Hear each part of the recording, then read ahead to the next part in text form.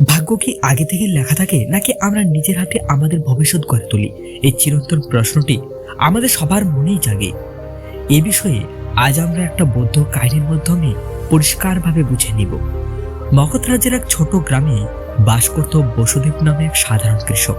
সে ছিল খুবই পরিশ্রমী এবং সৎ, কিন্তু তার জীবন ছিল দুঃখে ভরা।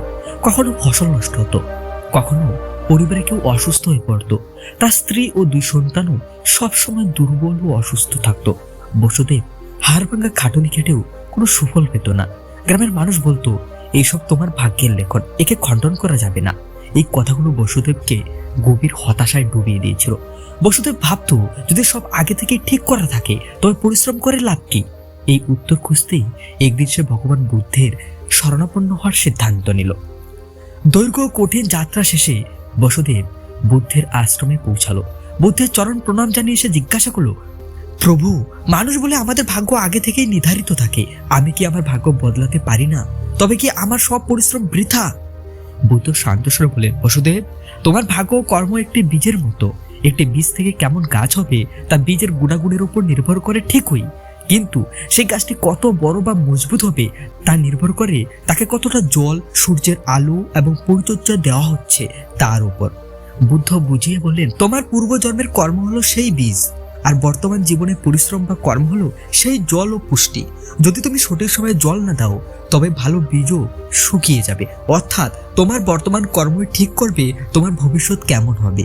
বসুদেবের দ্বিধা দূর করতে বুদ্ধ আরো একটি উদাহরণ দিলেন। তিনি বললেন, মনে করো তোমার কাছে একটি নৌকা আছে যা নদীর স্রোতে ভেসে চলছে।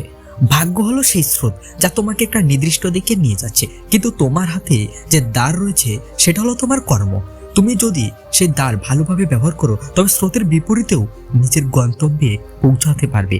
বসুদেব বুঝতে পারলো যে অতীতকে বদলানো সম্ভব নয়, কিন্তু বর্তমানকে চালিয়ে ভবিষ্যতের পথ পরিবর্তন করা অবশ্যই সম্ভব। বুদ্ধ তাকে সতর্ক করে বললেন যে এই পরিবর্তন রাতারাতি ঘটে না। যেমন একটা বীজ থেকে বৃক্ষ হতে সময় লাগে, তেমনি বর্তমানে ভালো কর্মের ফল পেতেও ধৈর্য ও নিরন্তর চেষ্টার প্রয়োজন। বুদ্ধ তাকে এক ব্রাহ্মণের গল্প শোনালেন। সেই ব্রাহ্মণ তার চরম দারিদ্র্যের জন্য সবসময় নিজের ভাগ্যকে দোষ দিত। এক রাজা তাকে দেখে বললেন, তোমার বর্তমান কষ্ট আগের কর্মের ফল হতে পারে, কিন্তু সঠিক কর্ম করলে ভবিষ্যৎ বদলানো সম্ভব। রাজা তাকে সাহায্য করলেন এবং ব্রাহ্মণ কঠোর পরিশ্রম শুরু করলো। কয়েক বছর পর তার জীবন পুরোপুরি বদলে গেল এবং সে দারিদ্রতা থেকে মুক্তি পেল। বুদ্ধের জ্ঞান লাভ করে বসুদেব নতুন উদ্যমে গ্রামে ফিরে এলো। সে বুঝলো যে তার অতীতের দুঃখ হয়তো আগের কর্মফল, কিন্তু ভবিষ্যতের সুখ তার নিজের হাতেই আছে। সে আরো কঠোর পরিশ্রম করতে লাগলো, পরিবারের প্রতি যত্নশীল হলো এবং মনে সাহস ও ধৈর্য আনলো। ধীরে ধীরে তার অভাব দূর হতে লাগলো, শস্যের ফলন ভালো হলো, পরিবারের স্বাস্থ্যের উন্নতি হলো এবং সে গ্রামের অন্যতম সফল কৃষকে পরিণত হলো। গ্রামের মানুষ যারা আগে বলতো ভাগ্য বদলানো যায় না, তারাই এখন বাসুদেবের সফলতার গল্প বলতে লাগলো। ভাগ্য কোনো পাথরের রেখা নয় যা মোছা যায় না, এটা আমাদের অতীতের প্রতিচ্ছবি মাত্র। অতীতে যা হয়ে গেছে তাকে নিয়ে আফসোস করা বৃথা। বর্তমানে সঠিক কর্মই ভবিষ্যতের কারিগর। সৎ কর্মের ফল পেতে সময় লাগে। যেমন প্রতিকূল আবহাওয়ায় কৃষক ধৈর্য হারায় না, তেমনি আমাদের জীবনে কঠিন সময়ে ধৈর্য ধরে কাজ করে যেতে হবে। আপনি যে অবস্থায় থাকুন না কেন, আপনার আজকের প্রচেষ্টা আপনার আগামী দিনকে বদলে দেওয়ার ক্ষমতা রাখে। ভাগ্য আপনাকে কেবল সুযোগ দেয়, কিন্তু কর্ম আপনাকে লক্ষ্যে পৌঁছে দেয়।